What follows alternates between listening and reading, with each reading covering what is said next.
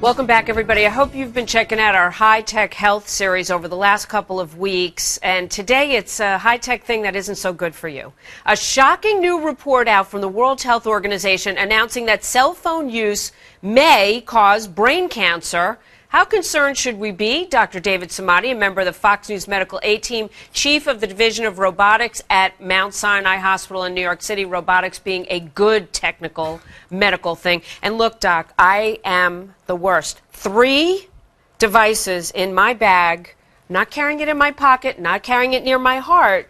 Nevertheless, 3. What are we to do now that we got conflicting information about the safety? Well, this is a very, very important study that just came out. And even though they're not 100% committing to this, they're basically saying that there's a possible carcinogenic factor as a result of these cell phones.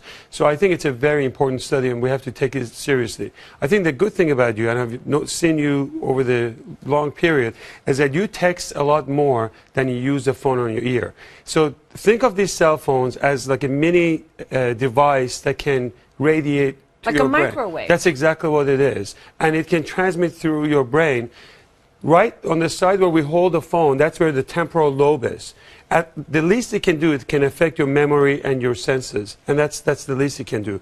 Over the years, 10 years, 30-minute use a day increases the chance of getting glioma or brain cancer by 40%. And those numbers are statistically very significant. We want to be very careful about this. You see kids using cell phone, parents getting it for them, not just in case of an emergency. They do a lot of texting too. But should kids be more careful? Well, I'm so glad you brought it up, because the kids, they have much thinner skull, and the radiation can transmit through their head much faster. They also have a faster dividing cells. So the effect of radiation in kids could be by far much worse. So if you see a kid using it on their head, try to grab it away. What's important is, if you look at the fine print of most of these cell phones, they tell you to keep the phone away from your head for about 1 inch. None of us do it. I always try to squeeze it because the connection is not so good. And unfortunately, I have 2 phones, and we've turned into these robots. We use sometimes 2 of them at the same time. That's a disaster, because now you can see the wave going through your brain. Why didn't the companies tell us this? Why is the World Health Organization only saying now they will take a closer look at it?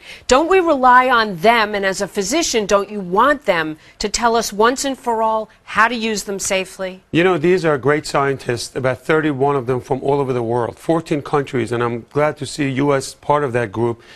With radiation, and I talk about this, it's a little far-fetched in my field with prostate cancer, but we always say that radiation and the side effects take years for it to come. But over time, you can have that. So stay away from this, and they're not committing themselves. But look, we went from no risk to possibly, and maybe in 5 years they would say there's definite answer. My advice, make sure that you just text more and talk less, number one. Use that. And use this guy over here. This is what's going to reduce the amount of radiation you're going to get to your brain.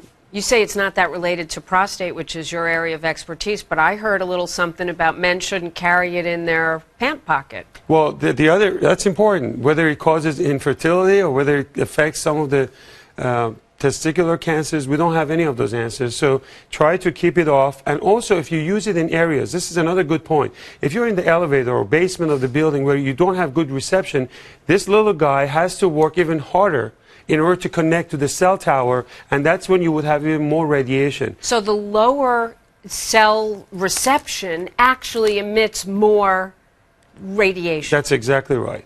And that's another good point.